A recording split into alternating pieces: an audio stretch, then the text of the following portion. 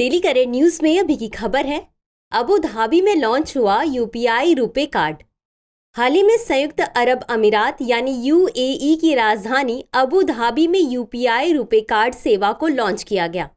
बता दें कि भारतीय प्रधानमंत्री नरेंद्र मोदी और यूएई के राष्ट्रपति शेख मोहम्मद बिन जायद अल नहयान द्वारा संयुक्त रूप से इसका अनावरण किया गया। राष्ट्रपति नहयान ने अबू धाबी में सेवा की शुरुआत को चिन्हित करने के लिए अपने नाम के एक कार्ड को स्वाइप किया।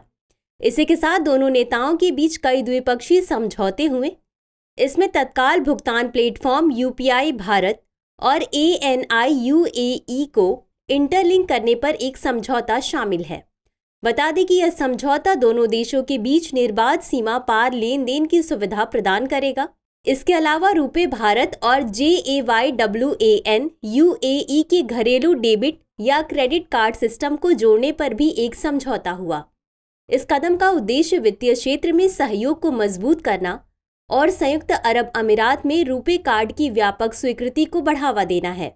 गौरतलब है कि भारत की यूपीआई भुगतान सेवा अब फ्रांस, मॉरिशस और श्रीलंका में भी उपलब्ध होगी। चलिए अब जानते हैं यूपीआई यानी यूनिफाइड पेमेंट्स इंटरफेस के बारे में। यह तत्काल भुगतान सेवा का एक उन्नत संस्करण है। यह कैशलेस भुगतान को तेज, आसान और सुचारू बनाने के लिए 24/7 धन हस्तांतरण सेवा है। यह एक ऐसी प्रणाली है जो कई बैंक खातों को एक ही मोबाइल एप्लीकेशन द्वारा कई बैंकिंग सुविधाओं, निर्बाध फंड रूटिंग और मर्चेंट भुगतान की शक्ति प्रदान करती है। NPCI ने इसे साल 2016 में 21 सदस्य बैंकों के साथ लॉन्च किया था। चलिए अब जानते हैं NPCI यानी भारतीय राष्ट्रीय भुगतान निगम के बारे में। यह भारत में खुदरा भुगतान और निपटान प्रणाली के संचालन हेतु एक अम्ब्रेला संगठन है।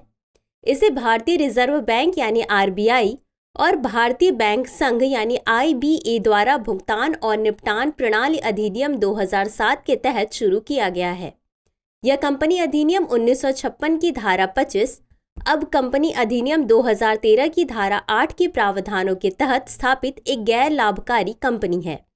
इसका उद्देश्य भारत में संपूर्ण बैंकिंग प्रणाली को भौतिक और इलेक्ट्रॉनिक भुगतान हेतु बुनियादी ढांचा प्रदान करना है। चलिए अब देखते हैं आज के अभ्यास प्रश्न को। निम्नलिखित कथनों पर विचार कीजिए। 1. अबू धाबी में रुपे कार्ड सेवा को लॉन्च किया गया। 2. भारत में यूपीआई को साल 2016 में लॉन्च किया गया था।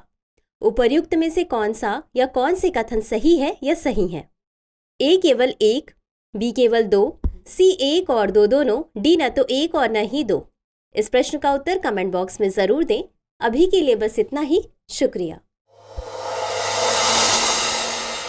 डियर व्यूअर्स, अपने एग्जाम की तैयारी को और बेहतर करने के लिए हमारे चैनल को लाइक, शेयर और सब्सक्राइब करना न भूलें।